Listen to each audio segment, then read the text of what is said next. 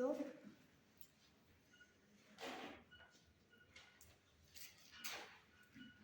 as I've already told you, there is no point discussing about interactivity now without this multimedia.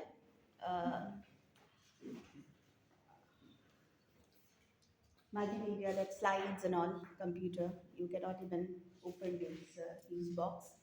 So I'll discuss a bit about this evolution of technology, where um, I have left you in the last class, and I've discussed a few points in the last class regarding this evolution of this internet and computer technology.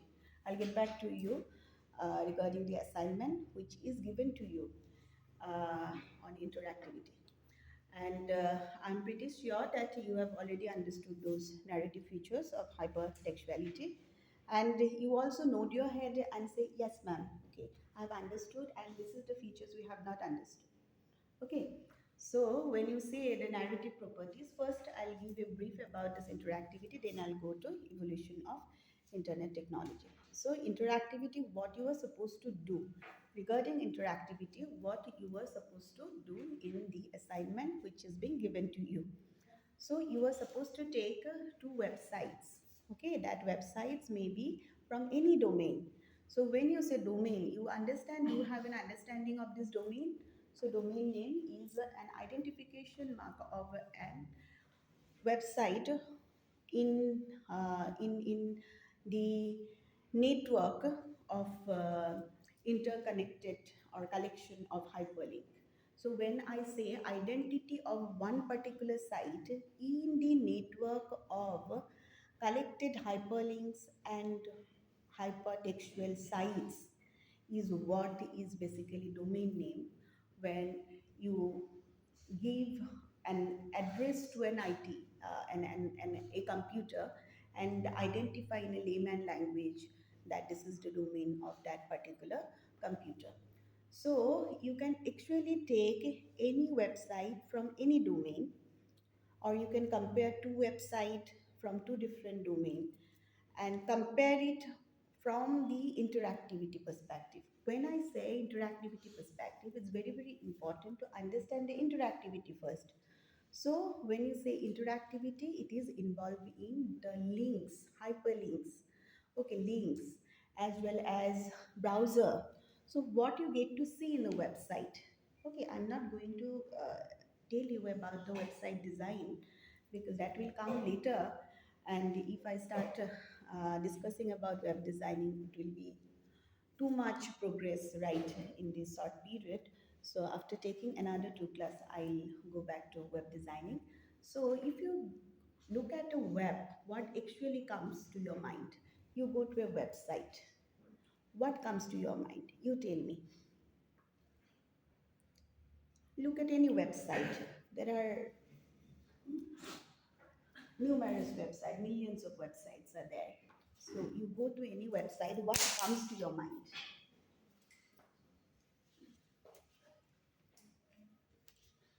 What comes to your mind? Tell me. Be very frank and honest. What comes to your mind? You visit a website, what comes to your mind? When you visited Tezpur University website, what was there in your mind? Huh? Information. Right. Yeah. Tell me. So there might be an intention to look into the Tezpur University website, teju.arnet.in. So what was the intention of logging to Tezpur site? Getting education and related information, right? So when you talk about the educational related information, not necessarily our domain is at educational, edu domain is also there, but our domain is in arnet.in domain. In represent that geographic domain that is called India. So we have the teju.arnet.in.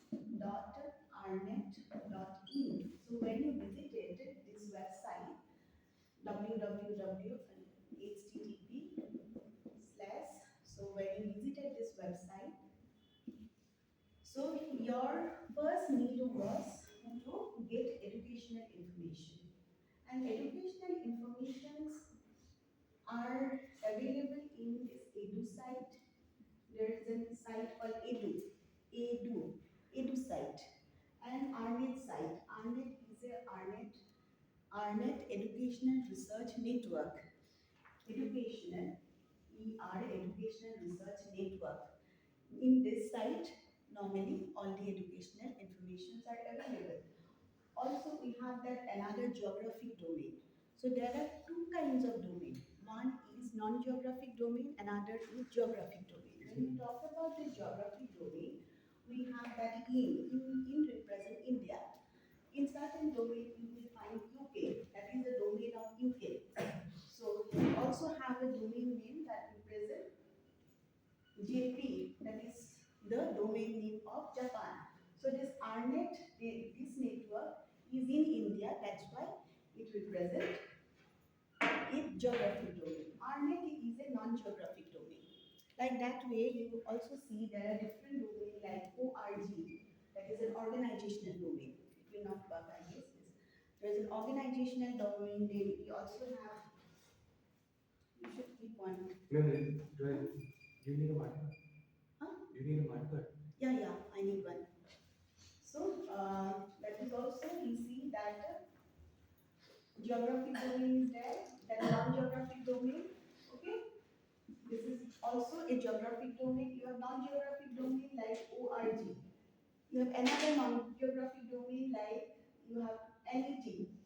NET for net itself. We have com.com.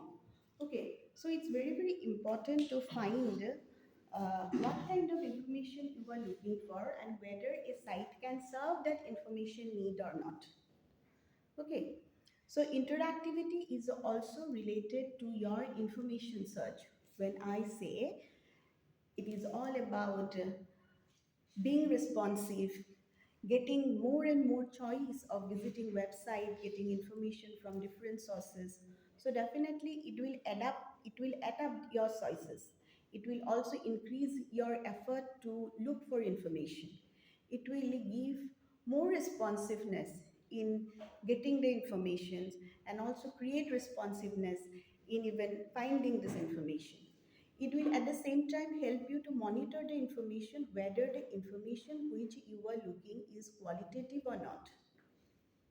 Okay, so it's very important to understand the interactivity. Now we see earlier we have discussed interactivity specifically from certain dimensions.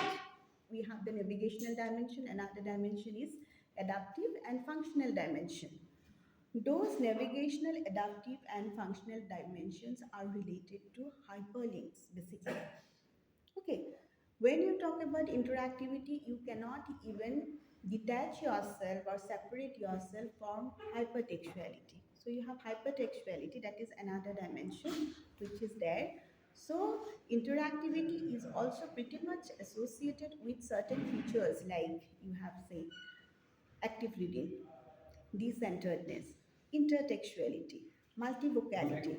So I have said that interactivity is a feature, this is a features, but at the same time, the narrative properties which we have discussed about hypertextuality is also the same, it also relevant for interactivity. Now when you study the website, okay, you visit this website, which is at aryan.in. Now you will go into this menu first. You visit this website, you have actually scroll. When you scroll, this is a website of how many pages you don't even know. Even I also don't know. Okay. So first thing, you visit the website, yeah. What will come? There are a number of links available, right? So you have a menu bar that is navigational website. Okay, navigational website. When you actually scroll the menu, you will get to find more and more information. You navigate this site. You will navigate this site.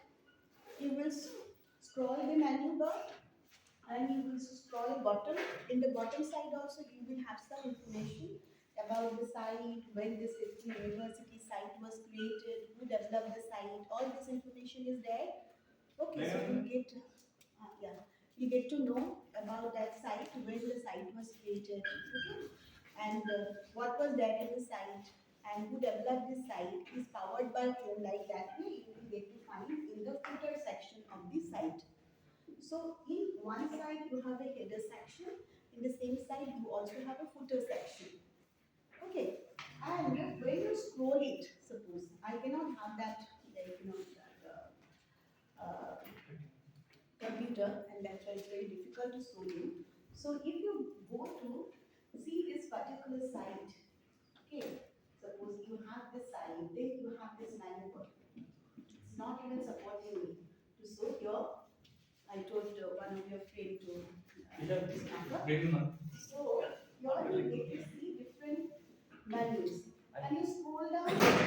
Sometimes what happens, a page is scrolled again and again and again, so you don't have even like you think of ending. So there is a long page that is a barrier to our site. You see, when you actually scroll down and this page is endlessly scroll down and down and down and there is no end, that is a barrier to our site, right? So you have to look at also from that angle how the site is being placed. So interactivity, from navigational interactivity, that is a barrier if the site, if this length of the site is too much. Okay, so if the length of the site is of medium size, then it's fine. Then you see what are the links site about us, about the history. So in the very front page, certain informations are being provided. There are scrolled information, news and updates are there, right? Then about the VC, who is the VC? So definitely that question will come. Who is the VC of Kashmir University? So you get to find about the VC. Then you will get to find about information related to recent events, the very recent, immediate events. Okay, immediate convocations, about the convocation, the information regarding the convocation has already been uploaded. You will get some updates of recent events in the scroll bar. Okay, so that will also add up to kind of, you see, user to message interactivity, not navigational interactivity. Okay, so user to message interactivity is different from navigational interactivity. Navigational interactivity basically whether it will give that interactivity, that hyperlink, the way hyperlink is placed will give you that ease of use or not, user friendly uses or not, like user friendly materials or not, will give user friendly material access will be given to you or not. So when you actually think about the website, so you will get to find navigational interactivity is very, very important in terms of this hypertextuality and hyperlink. And this hyperlink, how this hyperlink are placed is very, very important. Sometimes what happens, hyperlink is placed, but if you click this, click one hyperlink, it will lead to 404, 401 error. So page is not uploaded. That means navigational interactivity is less. So there is a barrier in navigational interactivity. Okay, so navigational interactivity doesn't have to do with user and message dimension. Okay, to a certain extent it has to do it, but it will basically give you a smooth, like smooth that is passed through this site, smooth pass through this site. You can actually go, you can visit each and every site, each and every pages, within sites are there, pages within pages. So that kind of interactivity is actually understood by navigational interactivity. So you visit any site, first you see whether the site is authentic or not. This is also important from the search dimension. Now you see when you are talking about this interactivity, interactivity is not only a very separate or you see standalone concept. It is also linked to hypertextuality. At the same time, it is linked to even to privacy and security. Okay, now you see when you talk about the searchability of any particular site. So we have abundance of information online. We did not get No one one. is there. I didn't Okay, so you have get abundance of information online, right? So it's very important to understand which information is required, which information is important, and that is related to information literacy. So we talk about information literacy and computer literacy. Computer literacy is a very basic form of literacy. You know how to switch on a computer, how to store a file, how to open a word processor. These are computer literacy. And computer and internet are two different devices altogether. Computer is a device, that's a system. Internet is basically collection of interconnected hyperlinked materials, right? So these are two different, I'll say, uh, two different medium. Okay. So when we talk about in just to message dimension of interactivity, there you will actually look into the content. Okay, navigational interactivity, whether you will get a smooth pass through the site or not. Smooth pass through. You will have to uh, scroll down and down and down again, and it will never end. So it will not lead to any kind of good navigation. Okay, because there's so much of information in the down, and so you have already passed this front of this navigate site. Okay, so that is another navigational interactivity. So how many sites? Suppose there is a sites within the sites. It is there in affiliate marketing, sites within the site, and that is also barrier at times, sites within the site. So see, this is in our university. There are sites within the sites, but it is not a barrier. Now there is also uniformity of maintaining the sites. Okay, so there are different sites of this department, websites of its department. So we have a central university website. So within that site, we have also departmental websites, and there is also a smooth pass through those sites. Okay, so there is a smooth navigation in between the sites. You can go back, go up, and each site has got specific information, department wise, you have got specific information. So not necessarily navigational interactivity is very much separated from the user to message dimension, but smooth navigation is very, very important. You visit any website, you take this YouTube, you take any merchant site, you take amazon.com, that site you can take. So you will have different kind of interface, because the market website have different kind of softwares. You do have that secure socket layers, you do have that auto responders more and more. So in our website, definitely it's run 24 into 7, but at the same time, uh, I think that autoresponder is not there. Market sites usually get some autoresponder. Autoresponder, you will put some comment and automatically you'll get a response. So that you will have to buy. Okay, so it is there in market site. But this is a site under this research network. This is also a site, educational site. So you see domain is different. So in interactivity you need to find out the site under which domain. In the very first sentence, I have taken it. You need to write that I have taken a site from this domain, educational domain or commercial domain, and ddp.com, commercial domain, right? That's a commercial domain. Now, in a commercial domain, the kind of information which we would look for, it's a business basically. Okay, so there will be lot of advertisement. In Tezpur University site, there is no advertisement. Is there any advertisement in Tezpur University site? No, right? So, but in NDTV website, you will get some pop-up ad. Pop-up ad, when you see this pop-up ad, that will be very disturbing at times, you see, because it will never even end. There is no closing button. There is no closing button, and there are ads being on and off most of the time. It's very irritating. Okay, हाँ? Close button रहता है अब close button बहुत छोटा सा रहता है, कभी कभी वो पता भी नहीं चलता कहाँ. So like it will often blink on and off. वो भी तुम content, you are reading through the content, and then you see there is a ad pop up in front of you, and it will blink automatically. It will create distraction. No, you cannot even read that. So your choice has been marked. So interactivity, the job of interactivity to add choices. But at the same time, your choice has been marked if you can't even close that particular pop-up. Okay, so most of the time content is also moving around. So you see, this kind of features are quite prominent in commercial site, and that is also part of interactivity. But at times, it has created disadvantage. But interactivity is not for disadvantage, but the way they have designed the site has created some disadvantage. Okay, so that is also part of navigational interactivity.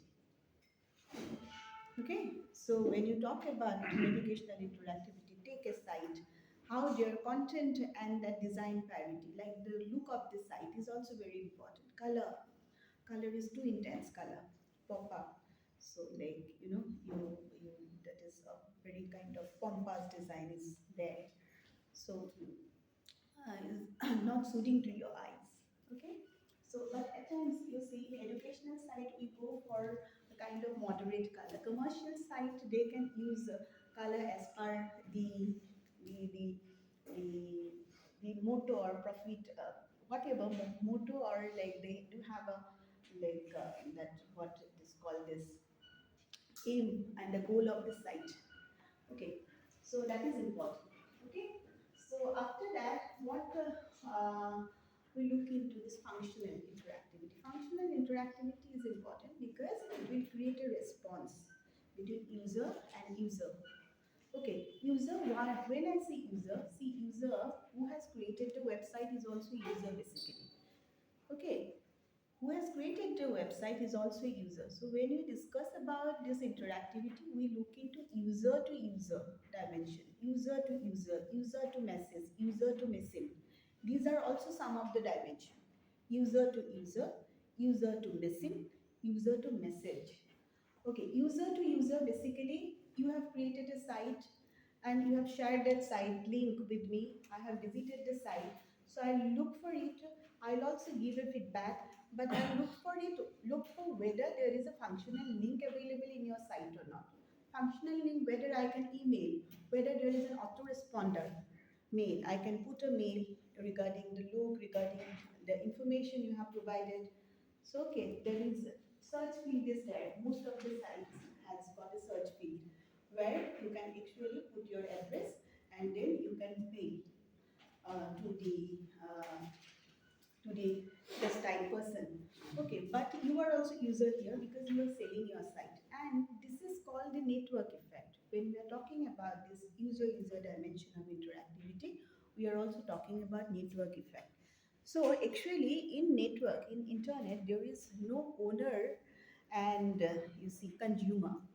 Everybody is owner, everybody is consumer, because this net is actually it is characterized by the libertarian principle. Libertarian principle that is actually you might also say that free for all, but at the same time free for all. Free for all, but it is not governed by government. It is not governed by any private body, not governed by any non-profit organization. So actually, there is no governance. It is free.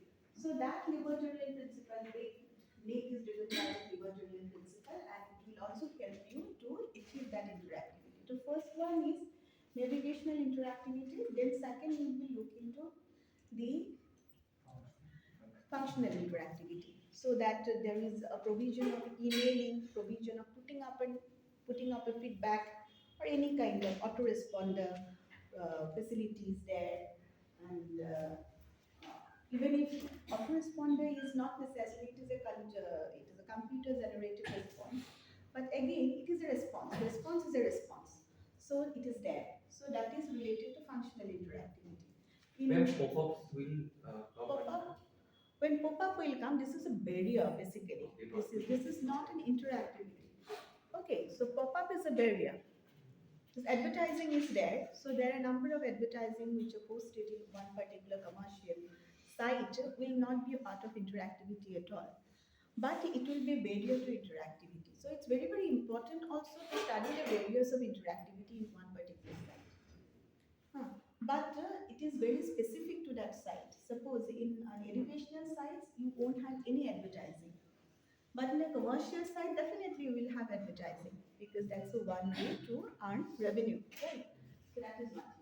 So thereafter, you have that adaptive interactivity. Adaptive interactivity is there in many commercial site and also non-profit site, org site, and also .com site, right? Very commercial domain.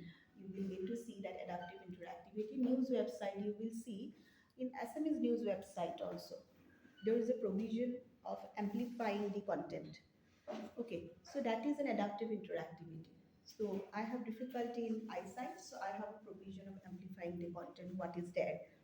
Okay, there is a magnifying glass, you can amplify the content, increase the size of the content. Okay, so that is even PDF, in your PDF also. So The the plus- adaptive features is The there. plus minus is The plus minus is an adaptive features. That is one adaptive feature. There are numerous adaptive features. Suppose you can download template as per your choice. That is adaptive features. Okay, you can download template for your mobile phone. You can also change the background of Google email.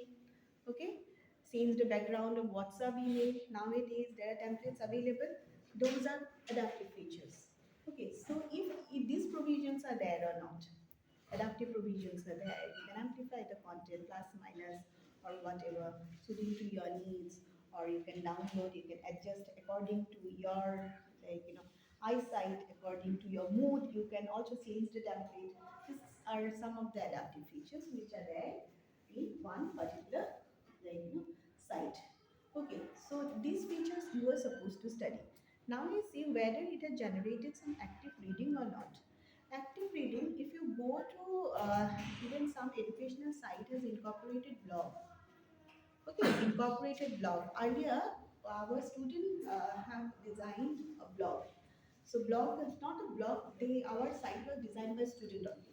When I taught new media, 7, 8 years back, then in 2011 and 12, students at new media paper was actually it was carried out to fourth semester, taken to fourth semester. Okay, so first we have new media in second and third semester. We have online journalism in the fourth semester. We have multimedia journalism. So one paper is taken to like in 4 semesters. So you actually see that the students have got sufficient amount of time in terms of designing and all. So at that point of time, we also did not have those advanced technologies. Now too, you have free templates available. At that point of time, free templates were available, but you have copyright issue. It was made free, but again, you have those watermark, so you cannot even use it, and again, it might lead to infringement of copyright or not. So hence, we had to design that site with the Dreamweaver. Dreamweaver is a technology, and our students that are also specialized students who have taken those elective, new media elective, designed that website. So when we designed that website, we also maintain a blog and news cafe. So students write for the news cafe, they write articles for news cafe, and they also regularly maintain a blog. So in many sites, educational sites, you will get to find a blog. And blog is a provision of active reading. So that you can interpret if you visit one educational site, even in news site. So blog and citizen reports. Okay, if there is a kind of link is there, citizen report or blog. So that is another part of active reading, or you see it has the ability to add information from the citizens, from the users. Okay, so from the crowd. So this is a provision of crowdsourcing. Crowd will source the information. This is the provision of crowdsourcing. They will participate in the news design. Okay, so in NDTV, in CNN IBN, you visit any website, you will get to find any kind of blog link. So where citizen can participate, through which citizen can participate. You can also get to find any kind of, you see, citizen report, through which citizen can adapt to the news content, is a part of active reading. So interactivity is also lead to active reading. So apart from three kind of interactivity, you will now analyze the features of hypertextuality with this interactivity, like active reading is there. Or active reading is also there if suppose uh, if you read a news site, if you go to a news website, so it is available in news website basically. If you read an article, beneath this article, you have a box provided where you can actually put your feedback. Not necessarily it's an every news website will have this. Mainstream news website will not have these features called active reading. So where you can actually put your feedback. You have to use the functional interactivity like mail to give your feedback.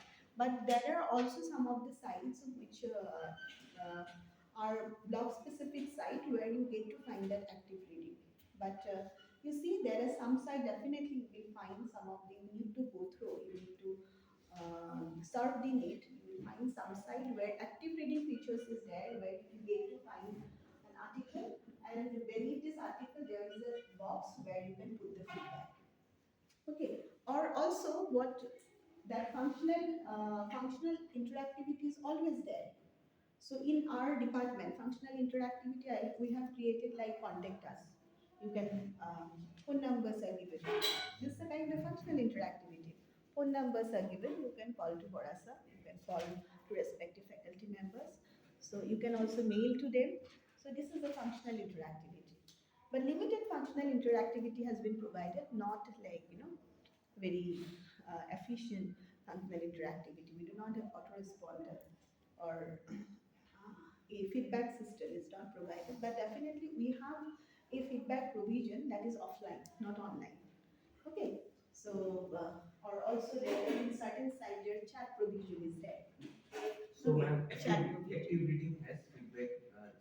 Active reading means active reading has different dimension. Suppose if you visit one particular site, so you are reading a website, you are reading an article, and you are also interpreting it. You are giving a feedback in a blog. Suppose reading someone's blog, and then you give the feedback to that person. Hmm. So that is active reading. So maybe ma'am, that can be in the post section, right? In the After post section, or you see active reading is there in only in new media. Okay, active reading is not instrumental in any kind of mass And communication, also mass in media. the educational websites, you will find this. It is there. Active reading is there. When you give a feedback, then it will become an active reading. So through functional mail, functional interactivity, you can actually avail these active reading features. Okay, so like that way you will actually analyze, and also you will find the text size. So the text size is too small and there is no adaptive interactivity. That is a barrier. Text size is very small. Okay, so there is no adaptive interactivity to even amplify. So that is a barrier for you. Okay, so suppose some content can also be downloaded. So that is an advantage for you. That is also interactivity. Copyright policy, you have to go through this copyright policy. Whether you can reproduce the content or not. Suppose you have gone through an article in the news website and you want to reproduce it. And there is no provision of copying. That means the content is quality content. There is no provision of copying. And even if you can copy, there is also a copyright policy which you need to follow. So you need to read that copyright policy, if it is there or not. So copyright is also related to quality of information. This will adapt to this advantage of interactivity. That means one of the merit of interactivity. So ma'am, can we call copyright as barrier of interactivity? No, no, it's not a barrier of interactivity. See, net is free for all, but net will not give you to infringe someone's right to produce a material. That means someone has the legal right to own, produce, and reproduce. But if you want to impose your right over someone else's creation, that will be a violation of copyright. Okay, so if I write something, I have my absolute right over my creation. That is creator's right, right? I have right to reproduce. I can copy it. I can change the content. I can sell it. That is my right, right? If and it is published in the net. Now it is for all. But if you now try to like copy and reproduce, you need to take my permission. Okay, if it as it is published in the net, now you cannot say that I'm like I'm that is eligible to copy and paste and publish it. No, it is available in the net, but your right is to find the source and to seek the permission. Otherwise, it will lead to infringement of copyright, and it is also linked to this quality of the content. So it is related to interactivity. If there is no copy, a particular site has no copyright policy and link, that site is not a good site or a quality site. Okay, so that is related to interactivity. And also you see most of the site doesn't allow you to even copy, and even if you copy for a limited period of time you can copy. Okay, so you have to pay, then you can copy. Okay, that is also one thing is there. That is a paywall. Paywall has been attached to many sites. So you have to pay, you have to subscribe that particular site, and then you can copy the item, you can read. There are certain sites which also allow you to download a PDF, much more interactive, functional as well as adaptive interactive. Not functional, basically adaptive interactive. You can download the PDF. I could have shown you the site, had made this there, made provision. So you can download it, you can read it for later at your convenience. It is adaptive. That's adaptive interactivity. Now you say multimedia. Suppose a story has a photograph as a, if you evaluate the content now, story has a photograph and a video. Okay, so this is also, it is a kind of increased interactivity because it has incorporated multimedia. This is not a text only site. Okay, it has got that multimedia features. Okay, so you see, when you study the interactivity, it will also make you study the site content, navigation, functional interactivity, adaptive interactivity, site content, quality content. Okay, it is related to searchability of the site, and how informational the site is, what information is being provided, quality information is there or not. I told you to write an assignment on Yes, the communal. No, I'm just, this is an example. I'm giving an example that I tell you to. I'm telling you to write an assignment on communal violence. Okay, now how will you look for that information? It's very, very important. You look for information through searching the net. You will find some URL on net. So it's very, very important how we evaluate those sites now. And that is already been posted one video, a PPT video lecture is posted. So you'll go through that PPT video lectures. So it's important on your part to first put a keyword regarding communalism in the Google search. So you will get numerous search results. Thousand billions of pages will come out. Now it is very important to search the right information. So how will you search the right information? For that you need to shortlist the URL first, and second you need to evaluate the URL. Okay. So for quality content, you need to find out whether footnotes are being provided or not. In a news website, we will look for footnotes are being provided. Information timeline is being provided or not. When it is created, who has created this information? Is there any secondary information provided? Secondary source like a glossary, almanacs, you see this encyclopedia. Okay, is provided or not? मतलब Because like these are reference bibliography, point. bibliography type. Yeah, so that will also be studied. So it depends upon what kind of site you will pick up. If you are taking an educational site, so it has got different kind of information. So you look for the kind of information, look for this interface of this website, how the website is, what kind of information is being provided.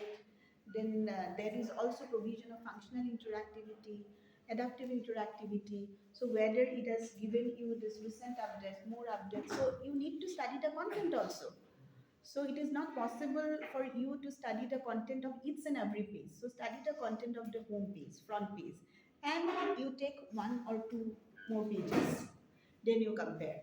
So if you take a website of even 100 pages, it's not possible to study the content of each and every pages, right? But you can study the front page, home page, and you take another two, three extra pages.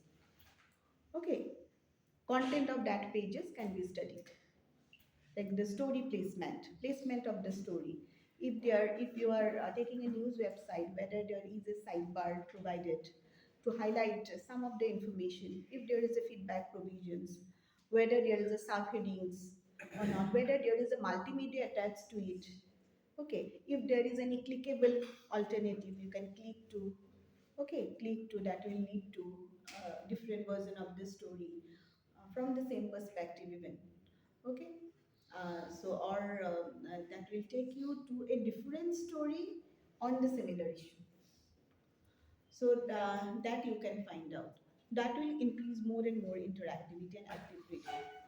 So leading to more and more stories. If you go to Frontline, it will allow you to subscribe to Frontline for a month, and for even a week you can read the content of the Frontline. Okay, you read the content of the Frontline. There you see there are stories. Stories are quality stories. All stories are quality stories. And that in each stories, to see more, you go to this article. In the middle, you have written an article. Suppose you have written an article on um, Convocation. article what? Convocation. On On this upcoming convocation. convocation. Okay, and this convocation. You have you have actually written an article on convocation. There, while reading in between, you will find read the convocation happened last year. Suppose you click on the link, then you will go to the convocation happened last year. Who came last year? So president visited last year. What happened during last year convocation, like that way. Again, you are reading in between to see more. Um, Hypertext. huh? Hypertext. The hypertext will be there. So that is also another add-on to interactivity because it will increase choice. So interactivity will increase your choice, adapt to your choice. It will also help to add information. It will help interpersonal communication is very very important. Interpersonal communication, chat provision is there. Even if phone number is provided, that is also interpersonal communication. Functional interactivity, but interpersonal communication has provided. Whether it has enabled interpersonal communication or not. No phone number is there. How will you provide the feedback? No phone number has been provided in the site. You cannot even provide the feedback. So you read the content, but you see that content is not is not correct. There are errors in the content. Now want to even give a feedback, give an opinion, but there is nothing in the website. In many websites, there is no contact number. There is autoresponder. Not necessarily autoresponder is very interactive. Some limited interactivity is there. There is no contact number. Okay, or email is there. Email has responded or not, so that you can test even. You visit one site, you read an article, then you try and test. You will also send a mail whether you will get a response or not. In a big news website, nobody will give you a response in that way, even because a mainstream news site is not that responsive. Okay, so I want you to study the content. If you want to compare two websites, suppose an educational, it is up to you what you want to compare. If you want to compare a research website or research website, it is under RES domain. RES. It's not working. RES. Does the genre have to be same like education, or Not genre, domain. domain? Yeah. Genre is specific to film. So Okay. the domain will does it need to Domain. be same domain? Yeah. The education, from Yeah. education to education. Not necessarily. If you compare a org website and a .com that is a commercial website, it's fine. News website and an entertainment site, fine. Okay, that is also fine. It's up to you whether it will serve certain purpose or not. When you say certain purpose, now you need to identify objective. Now you jot down the objective. What you were trying to evaluate. Flipkart और मिंत्रा का तो हाँ तो पहले एक objective निकालो so you decide the site. Now what you are going to do with these two sites, or if you are evaluating one site, what you are going to do with this. Suppose you take one site, so you have to jot down some objective. You will evaluate the functional interactivity of the sites. Okay, or you will compare the functional interactivity between two sites. You will compare the content, news content of two sites. Interactivity is there inherent. I will not tell you that you have not been put the word navigation and functional or adaptive. You simply I evaluate the content of two sites. When you evaluate the content of two sites, definitely we'll be evaluating the navigational function and even this adaptive interactivity content, because content is not separated from the design in this website, because you do have a design and then you will in that design incorporate the content.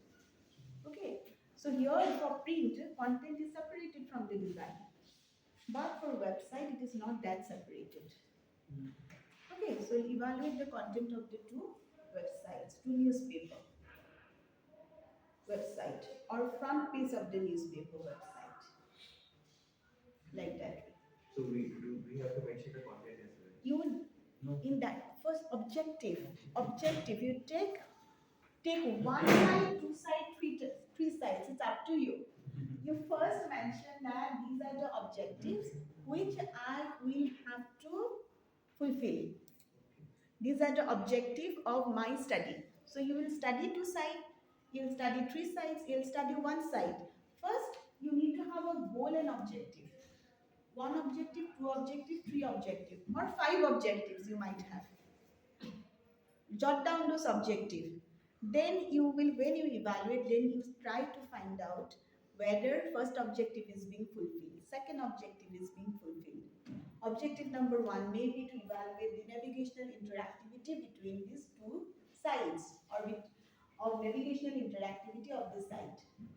If evaluate the content of the front page or evaluate the content of the site, overall content of the site. That might be another objective. Overall content, if you take one site, or if you want to compare two sites, it's not possible to even go through each and every interface. So something you need to drop down. Okay, so that is about the assignment. Somebody asked me about the assignment. I thought of discussing uh, the evolution of the internet. You understood? Yes, yes, ma'am. Orbita? Orbita told me that she did not understand what they did to you. Okay. So, and one more thing, I'm telling you. You don't need to submit this article, this assignment in these very days. Let me tell you, I'll be taking one more class on web design. Then your idea will be much more clear. So you'll be submitting this assignment after 26. So you have time. Republic Day के बाद, ठीक है? So you have time. Before that, you need to sit for a test. एक test होगा तुम्हारा. हाँ, test होगा, sessional test ही होगा, ठीक है? जो भी तुम लोग समझो, एक टेस्ट होगा नेक्स्ट वीक में, ठीक है? Next week. First week of January. हाँ फर्स्ट वीक. अभी तो ऐसे ही बोलना पड़ेगा फर्स्ट वीक. लेकिन हाँ हमारा interview first week of January. घर नहीं जाएंगे, कोई भी नहीं जाएगा. नहीं जाएगा तो मिस करेगा, उसका मार्क्स नहीं मिलेगा. अच्छा ठीक है. अभी what is important? Okay, listen. Now in the last class I have discussed about evolution of internet technology. Okay, so now it's very important to understand the evolution of internet, and I have also posted one video lectures on this evolution of internet. Okay. Huh? So it's important. It is important for you to understand the timeline of evolution. In the very first class, no, in the last class, I have discussed about the evolution of ARPANET and Usenet and UNET. Okay, and computer and internet are two different medium, as I have already told you. Computer is basically, it was meant for number crunching purpose. If you look at the evolution of computer, computer is meant for number crunching purpose, and it was started during and not computer was started. Computer was started in 1642, and the 1642 the first computer was Basil Pascal. Basil Pascal was basically a French mathematician. He invented that computer in order to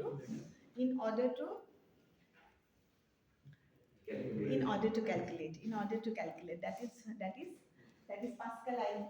It is not even this Pascaline. See, it's not Pascaline computer. So when you talk about the Pascaline, so that was meant for mathematical and numerical purpose. Then you have the evolution of computer. Computer has evolved from Pascal. Huh? ENIAC was there. It was basically, you see, Pascaline, it is said that there is also one computer called Abascus. Abascus. Abascus, Greeks. Greeks use that, Abascus. So Pascaline, before Pascaline, we had Abascus. That is based on difference principle and analytical principle. So it was like some of the beads in a rack, like that way, binary code. In that way, it was Pascaline. So if you go through it, you'll find Abascus.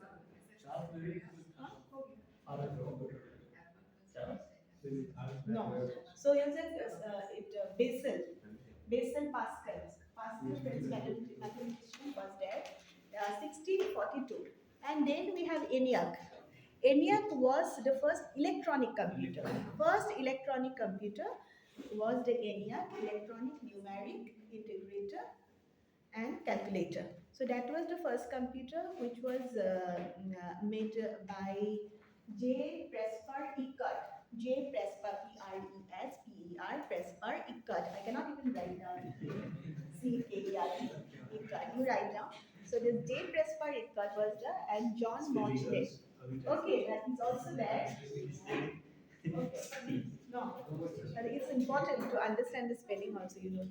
So that is what, and John Mauchly, they were the two persons who were behind this computer called ENIAC. Then we also have another computer called EDVAC. EDVAC is basically a military computer, you know. EDVAC is a military computer.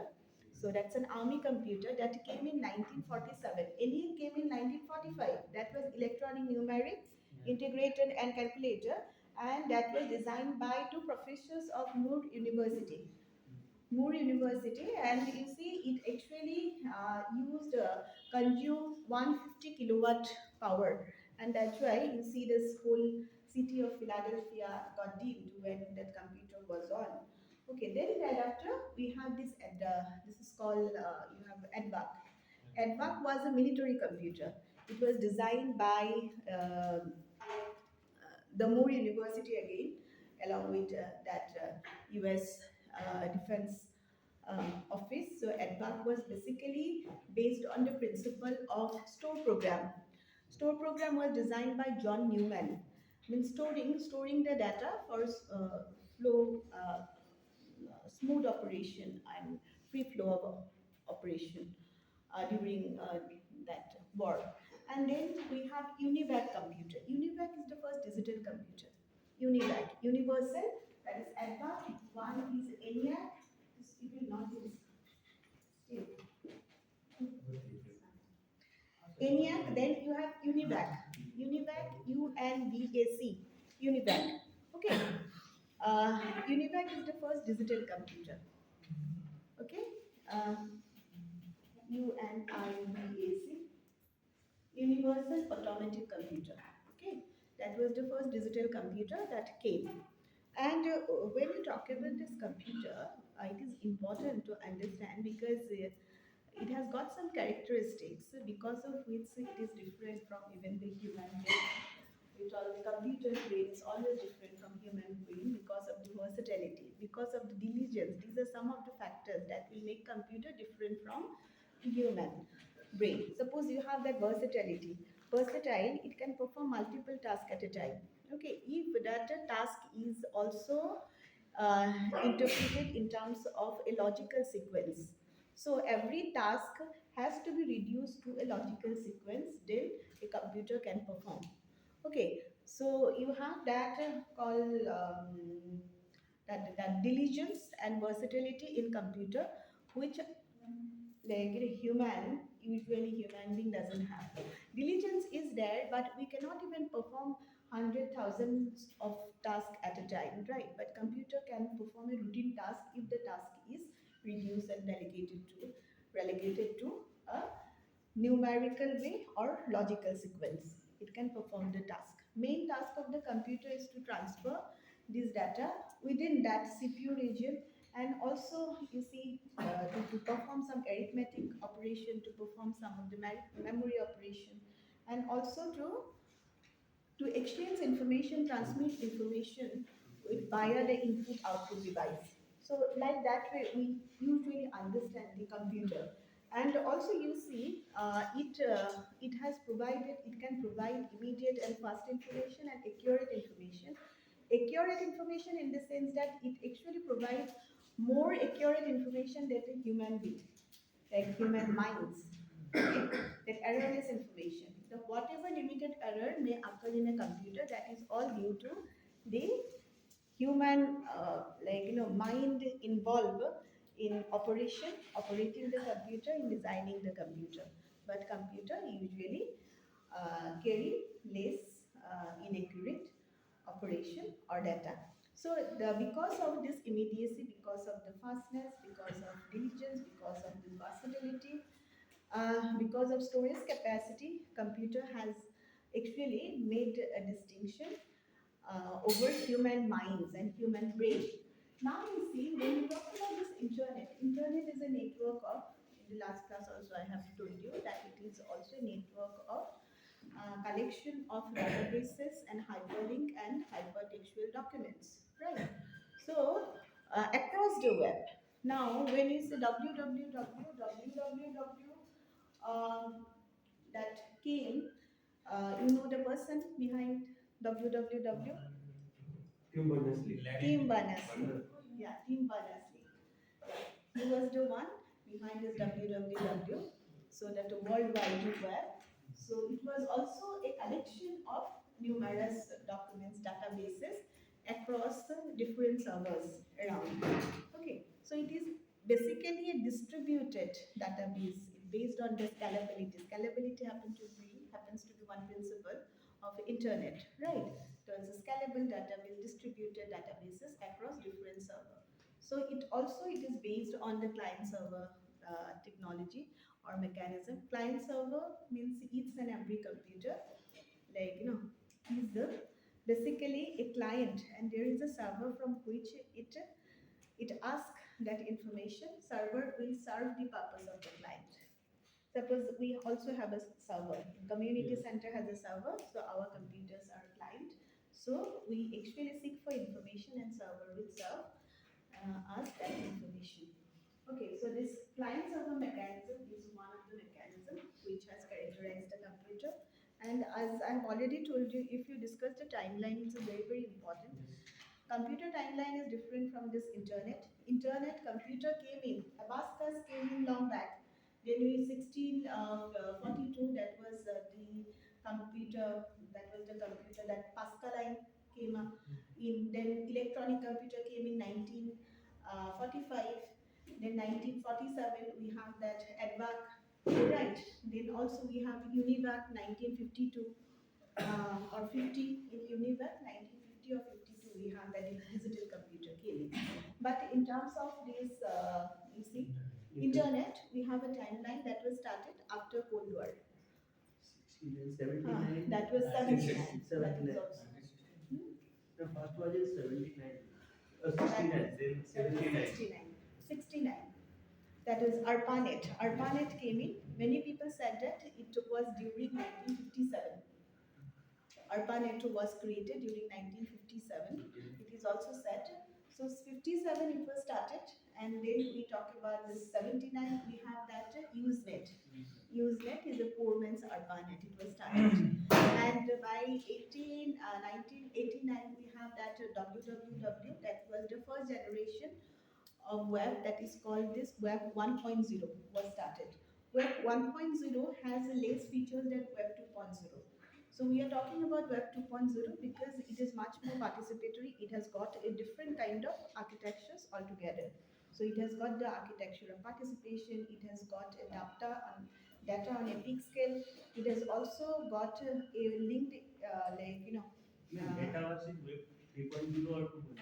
which Metaverse? which one? Meta technology. Meta is already there. Meta. When we talk about meta, that is the meta content is there, which it means data defining this data. It's already there. Okay, in web 2.0, but it has been, you see, progressed over it in 3.0 when you talk about metaverse. But when you talk about this meta, this meta tagging is there.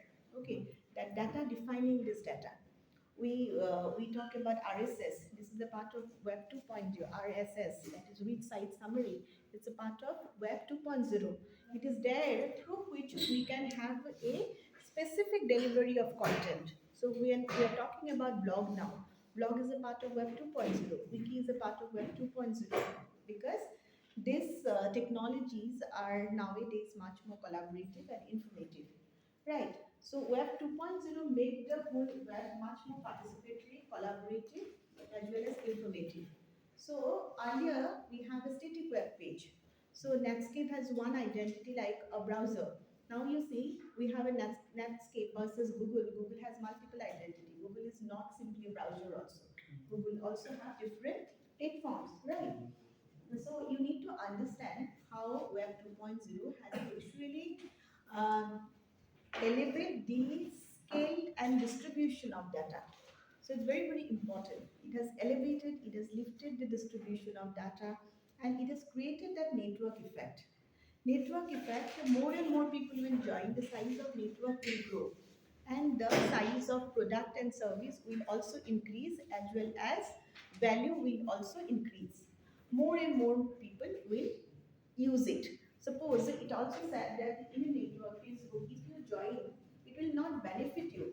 According to Robert Metcalf, ROBERT, Robert Metcalf, he says that the value of network will increase if more and more people will participate.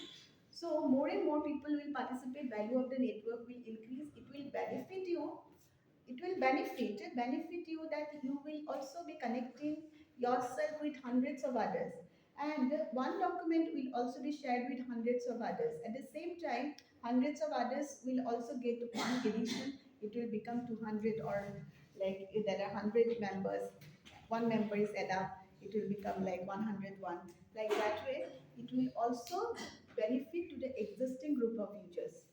So it will also create a benefit for the product, for the services, for the platform, and the users as well. Okay, and that is called this network effect. So when we talk about Web 2.0, Web 2.0 is associated with this network effect. And it is also part of digital convergence, okay, which we have already discussed.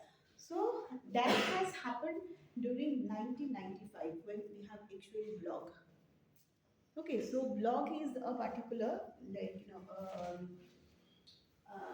web page, I will say, or a personal diary, which is put in a reverse chronological order. Format is very, very different, and is based on certain features like Fratback, permalink, blog roll. Okay, so these are some of the specific features of the blog which will like distinct blog, differentiate blog from wiki technology. Now you see that you have that permalink in blog. No, permalink is a permanent link which is created to the post you have produced or created. Permanent link will also be created automatically to the post you have made. So you have written an article, you have uploaded that article. Once you have uploaded that article in the blog, I can also show you how to create a blog, and I have also made a video online. It is posted in the group. So if you get some ideas, so you can take. Otherwise, I will definitely show you how to create a blog. If you write an article, if you post it and upload it, a link will be generated, like an URL. URL. If your blog name is suppose Aryan, uh, Aryan.com, the Aryan.blogspot.com, then you are writing on this convocation, XX, like that way we can talk about, or whatever, or XYZ, whatever. So a link will be created. Now, if you change the content of the page, this link will not change. Link will be there. You may change the whole content, but link will remain the same. So this is called permanent link. So in wiki there is no permanent link. Okay, but in blog there is a permanent link. Okay, So if you upload something in the blog, it will create a permanent link, and that will make blog distinct from wiki. Okay, wiki is also a collaborative platform based on digital technologies. Wiki has evolved after blog. Blog came in during 1997. 1997. And when we talk about cyber cafe, that was popularized in India in 1995. Wiki in 1990. Ah, Wiki. Wiki technology came in 1995. 2001. InZing came in 1995. But when we talk about the popularity of this wiki, 2001. that 2001 to 2003, you see. So that we talk about Wikipedia now. That engine was just engine developed during 1995, first of all. So it is very, very important to understand some of the features. So in blog, how blog is different from wiki, it's very, very important to understand. Suppose you have a blog has a permalink. Second, blog has trackback. Trackback means notification. So in Facebook also you have a notification at times. No, in blog, trackback will help you to understand that your blog, your written item is being referenced or is getting referred by someone.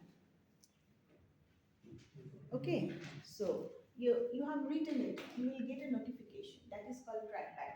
Trackback is a notification, basically. So this is also another feature of blog. So blog first feature is permalink, second feature is notification or trackback, and third feature is also blog rule. Blog rule is equivalent to blog bookmark, like a list of favorite URL. Okay, list of favorite URL or list of favorite blog, so that you can keep it as a blog rule.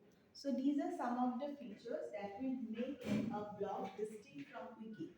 Now when we are talking about wiki is different. Technology wise it's different because it is based on the simple hypertext markup language. Hypertext markup language. In blog, you don't have to create any kind of programming, rely on any kind of programming language because interface is already there. All you need to do is to copy paste the item and upload. Okay, but in wiki, you have to know the syntax, and if you incorporate some of the writing, you need to incorporate it in the body. Simple hypertext language, but if you put in the header, then it will give a different kind of output altogether. Okay, so wiki is different from blog. Wiki also follows a simple hypertext markup language and programming language and hypertext web page. And wiki doesn't have a reverse chronological order. Wiki doesn't have permalink. Wiki doesn't have that trackback feature. Wiki doesn't have that role or favorite bookmark, creation of favorite bookmark and all, because the technology itself is different. It has different kind of features, like you can actually go back to the history page, you can revert back to the history page, you can see the look at the history page, whether who has edited this, when it has edited this timeline is there. There is also discussion available. So that is similar in blog and wiki. So discussion part is available. So you can also discuss with this fellow contributor about any article. Okay. So discussion base is there in a wiki. Okay.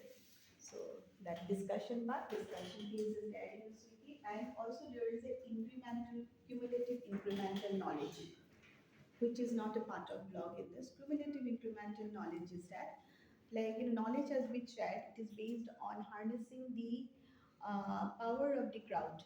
Wiki is actually based on harnessing the power of the crowd. So when you see harnessing the power of the crowd, so if you write a two-line article, tomorrow it will be a 100 page article even. So this is called a cumulative incremental knowledge. So that is another feature of wiki. So it's very, very important to understand it. And you know about the UNET. UNET came in before that. Okay, I forgot. In in Usenet. After Usenet, we also have that unit. Unit, and there is also net NSF. NSF, National Science Foundation's net. That NSF net is very, very important. That came in 1986. India is also a member of National Science Foundation of US NSF. US NSF, US National Science Foundation, that came in 1986. Okay. Before that, we have TCP/IP protocol that came in 1984. Okay, and National science. National US National Science Foundation. Okay, 1984 and 1982 we have that unit, not unit, that is called EARN. In 1980 we have unit. 1982 we have EARN. Okay, 1980 we have that unit. That unit covered basically the network of Scandinavian countries and Netherlands. Then in 1982 we have EARN, European Academic Research Network, that came in. And thereafter we have that TCP/IP protocol invented. And then we have that 1986 National Science Foundation of USA, and which created membership of different countries and trying to connect and expand the network across the countries.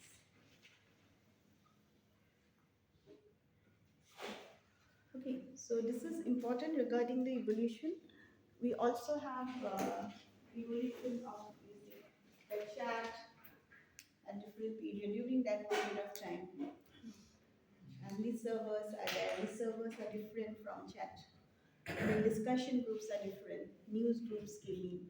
Usenet is a news group. Okay, and it is different from the list servers. When you talk about the list servers needs one list server needs you to requires you to subscribe. So it's very, very important on your part to subscribe a list server and then to get the information. But one you put an email, so each and every member of the group will receive that email. It's just like the Usenet. Okay, so the server is consisted of a number of email group, news group, or email. So that is important. And also you see,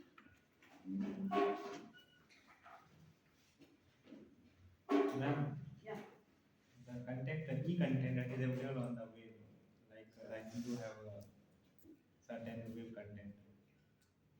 They have subscription. That is also permanently server. yes. Subscription-based e-content on the website. Okay, yeah. Subscription based server, list server actually happened long back, so it was not something very new phenomenon. When we are talking about subscription based contents, that is different.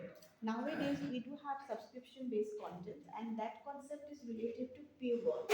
Okay, so when we will be discussing about it. So you see in a news website or even any site are not providing free access to the content nowadays. Even Google also, Google Book is not accessible for anyone. Okay, so you can read half of the content. Some of the pages are accessible, and the rest you need to subscribe to. You need to pay, and then you can access the content. And that is basically a paywall related subscriptions. So you need to pay, and then you subscribe to content. And there are different model also to subscribe some of the content. Okay, so some content are available, some features are available in particular website. Suppose only photographs are available without subscription. So without subscription, you can avail only the photograph. But with subscription, you can avail the content also. Without subscription, you can avail the supplementary copy. With subscription, you can avail the regular content of the news website. So like that way, you can have paywall based subscription. When you are talking about list server, even list server, mail group, discussion group, so you need to subscribe. You need to subscribe. So subscription is necessary in terms of login. So that will provide you sign up, and then you will be given a login, an identity, login identity. That email ID will be given. So through which you will subscribe, but not necessary that you will have to pay for it. Okay, but as you have already subscribed, you are part of group. Your identity has been created. Now you are also one, member of that list servers.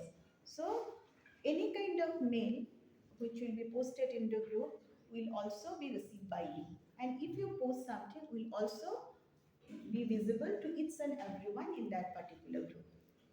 Okay, so paid subscription is there in terms of newspaper nowadays. So this is one strategy to earn revenue. But when you talk about the subscription is there in general. It is all about signing up. Okay, but there are also some discussion group where you don't need to subscribe. You can simply go, load, get the information from that news group. So in some groups, subscription is mandatory. To have a login ID is mandatory, and in some group, and that subscription is not mandatory. Okay, and these has also created some advantages and barriers for journalists in terms of gathering the information. When journalists usually regarding the gathering of information, it has created some of the ethical implications or ethical barriers for the journalists, because it is very, very essential for a web journalist to collect the information online, right? Role of web journalist is to collect information online. So here again, I will also discuss one thing. Now it's going to be 1 o'clock. Okay. So in the last class we have discussed about CAR, right? KAR. CAR means computer assisted reporting, which is very, very important. And this is one of the web journalism. There are different types of web journalism. Blog is also a kind of web journalism. Wiki is also a kind of wiki journalism, is also a kind of web journalism. Citizen journalism, when you say it's a web journalism. Mobo journalism, mobile journalism, Mojo, sorry, mobile journalism is also mob journalism. It's called mobile journalism is also a kind of web journalism. Okay. So CAR, when you talk about CAR is computer assisted reporting, reporting with the help of computer. So when you talk about the computer, the job of computer is to give you numerical advantage, or you say give you some of the calculation related advantages, right? So when you talk about this car is computer assisted reporting, not internet assisted reporting. Mind it. Now, job of the computer is to calculate. So it has actually it has referred to use of certain packages like SPSS, statistical packages for the social sciences, and SAS, statistical analysis system. So these are the packages. Use of Microsoft Word, use of Excel, use of spreadsheet in order to interpret some of the data which you have collected through investigation. Car. Car. Data journalism comes under car. Huh? Data journalism comes Yeah, under yeah. Data journalism is basically a card. Okay, card. Computer That is assisted computer assisted reporting. Now, computer assisted reporting has got 4 features. One is reporting itself is a feature. Second one is reference. Reference.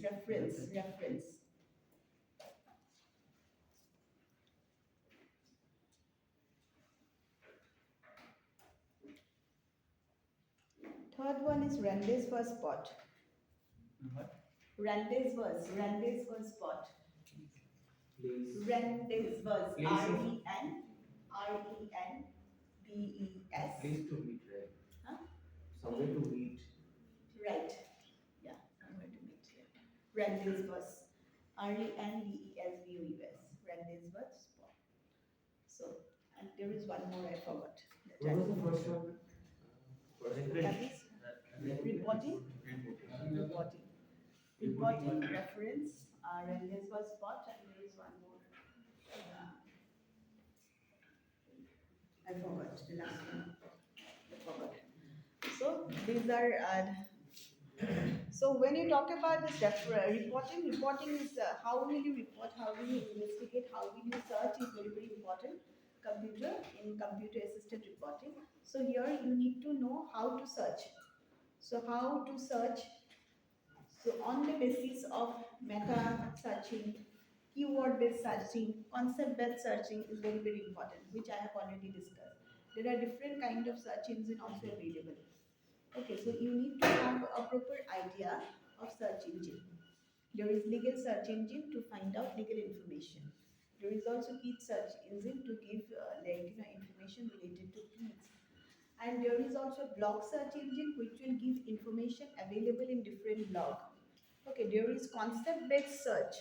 Concept based search which will help you to search what you mean rather than what you say. Okay, so that is concept based search, which will help you to search what you mean rather than what you say. Okay, now when you talk about the keyword based search is different because in keyword based search, you can actually put a keyword in the search field. Like Google, in a search field, you put a keyword and search field will match the keyword with the existing databases and return hit on this document which you were actually looking for. Okay, so numerous space will come out. So now after numerous space will come out, it's up to you to shortlist this URL and then evaluate the links. And that is a part of reporting of card. Okay, so car has got a dimension of reporting. So how will you reporting with the help of computer? Internet is definitely nowadays we cannot even separate internet from computer. Right. So how will you use those databases? How will you search those information while reporting is very, very important. So shortlisting the URL is very, very important. Now the quality of content is also very, very important. Whether content is quality content or not. So which is the source? Who is the source is very, very important to evaluate the source of that particular information. Suppose you were writing an article on colonialism, as I have told you. So you are looking for an article in Hindustan Times or Indian Express. So found you put in Indian Express communalism article on communalism. You had got a list of articles came out, and also search return has created by keyword search. So list of pages will come out. Now you'll go to one page that is written that Indian Express so and so. Click that, you will find that it's the Indian Express content. You have to check this URL in that content. So you need to truncate. This is called truncate. Truncate. Truncate. Truncating the URL. Once the URL is there, you need to truncate. Truncate means you simply cut down the back. Cut down from the back. Once you cut down from the back, you will get to see the original site. If the original site is not indianexpress.com, if original site is something WHWK or Hindu Living Center, so definitely in the name of Indian Express, this is the content which is made available by a different site which is not the original source of that information. Okay, so it's very very important to find the right content online. And how will you find the right content? You need to shortlist the URL. Suppose if you write a content for online for digital platform, then you will first take some of the URL. Okay, these are the URLs. You will evaluate the URL by truncating down whether this URL is authentic or not. If it is authentic, you will say this is authentic content. Then do we use any software for that? Because in some online tests, Fact checkers are there. Fact checkers, but you see, fact checkers won't give you the evaluation of URL. Okay, that you need to do manually. Okay, so suppose you need some information related to any kind of health related information, lung cancer or some related, you want to write an article. So the most that authentic site will be WHO, right? Or any kind of government site is also very authentic, huh? Rather than a commercial site. But you can get information from commercial site also, but they will be more into marketing those information. Now the intention of commercial site will be different than intention of a government website, right? So that is very important in terms of interactivity as well. When there is a link, where it is linked, the kind of revenue source, if you can analyze, fine enough. If you can't, then it's okay. So this is a part of computer assisted reporting. Reporting part. Reference is very important. If I tell you to write an article, I want you to put the footnotes. Footnotes of the reference from where you have got and URL, because that will give the credibility. I will go through those links and I will check that okay, you have also get the reference from that encyclopedia, from that almanac, from that glossary, which will give you right definition of certain terms. Okay, suppose you have said so and so dictionary, define that, give a link to it. It will add credibility to that material. Otherwise, how will I know so and so has defined this? Okay, so it's very important to add annotations and reference in computer assisted reporting. Then Randes was brought is a meeting ground, that's a public sphere, whether that article has created a hue or noise among the public or not. It has created a noise among the public, so how far noise it has able to create, so that is very important. So noise in the sense whether people have read that article or not, and they have discussed that issue, how burning that issue, how alarming that issue is, what are the different opinions, different perspective of the people regarding that issue. So it is a Randes first part, and that can be there in some certain website, or if there is not, when you actually choose an item, issue and write on it.